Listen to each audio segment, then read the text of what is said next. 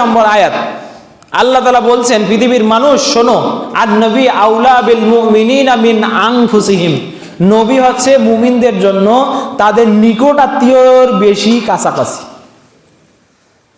তার নিজের যে গণ্ডিটা আছে, এই গণ্ডিরও অথবা তার যে নিজের হৃদয় আছে, যে আত্মা যে আছে, এই আত্মারও একেবারে কাছাকাছি বিশ্ব নবী মুহাম্মদ সাল্লাল্লাহু আলাইহি ওয়াসাল্লাম।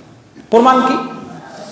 একদিন হযরত ওমর রাদিয়াল্লাহু আসছেন, নবীকে আমরা ভালোবাসি তো এই কারণে কিন্তু আমরা নবীর নাম শুনলে হাতে চুমা দেই না?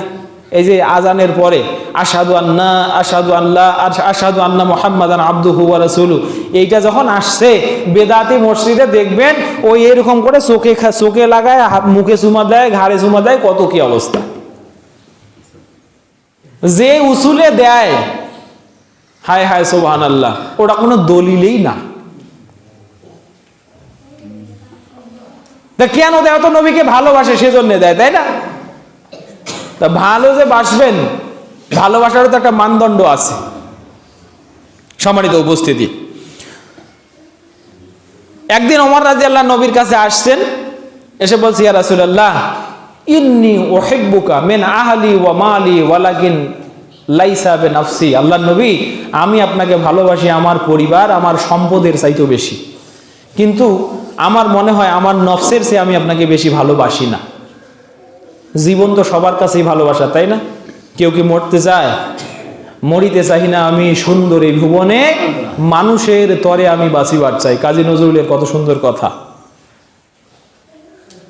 তা আল্লাহ রাসূল সাল্লাল্লাহু আলাইহি ওয়াসাল্লাম বলছেন, ওমর আনতা লাইসা বিমুমিনিন কামিলাতিন, ওমর তুমি পরিপূর্ণ মুমিন নও।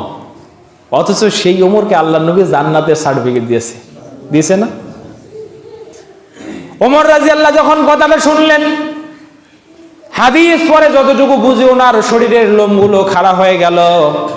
এবার বলছে, ইয়া রাসূলুল্লাহ ইন্নী উহিব্বুকা মিন নাফসি, ওগো নবী, আমার এখন মনে হচ্ছে যে আমি আমার হৃদয় থেকে, আমার জীবন থেকে আপনাকে বেশি ভালোবাসি।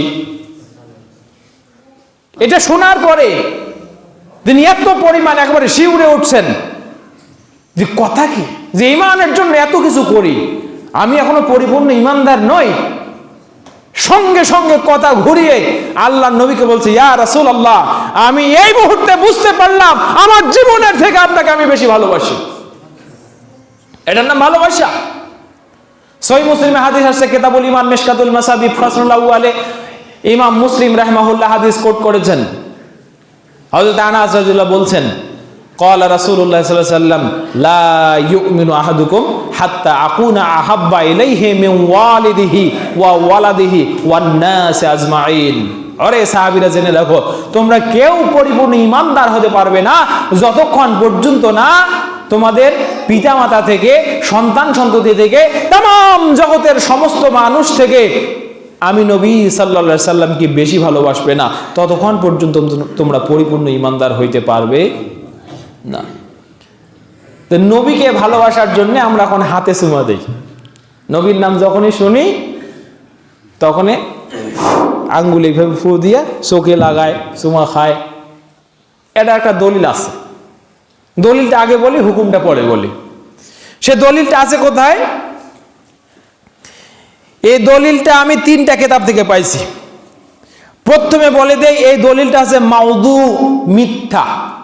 এই দলিলটা কি? মিথ্যা। লা সানাদ লাহু, এর সনদ নাই, এর সনদ।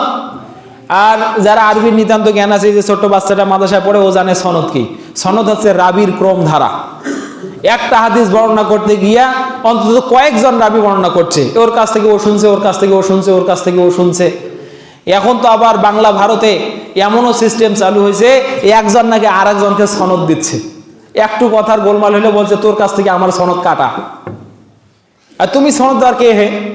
সনদ তো আমরা গণ্য করি আজ ওই 300 বছর আগে, 300 বছর, প্রথম 300 বছরের যে সনদ সেটা।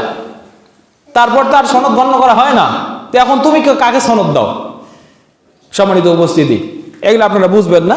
এখানে যেটা বলছি, এই হাদিসটি বর্ণনা করছেন ইমাম আব্দুর রহমান আশ-শাকাবি আল মাকাসিদুল হাসানা, পৃষ্ঠা নম্বর 605। মূল কিতাব যে আল মাকাসিদুল হাসানা, এটার পৃষ্ঠা নম্বর 605 এই হাদিসটা আছে।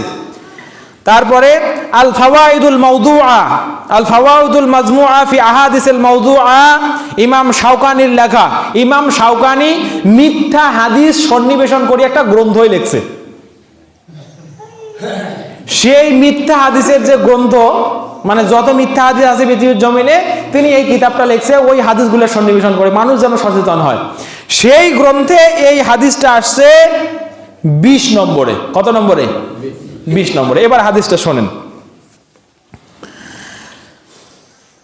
আনিল খিদির আলাইহিস সালাতু ওয়াস সালাম, মুসা আলাইহিস সালাম যে ওই যে দুই নদীর মিলন স্থলে খিজির আলাইহিস সালামকে দেখতে গেলেন, ইতিহাস শুনছেন না?